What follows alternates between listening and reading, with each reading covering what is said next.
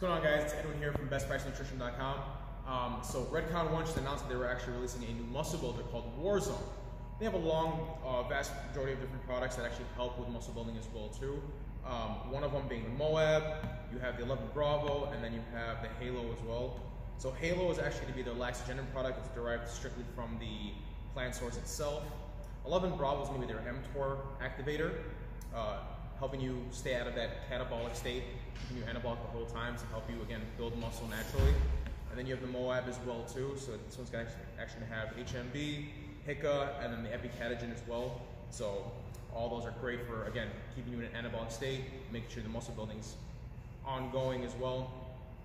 We're not aware of what's actually going to be in War Zone.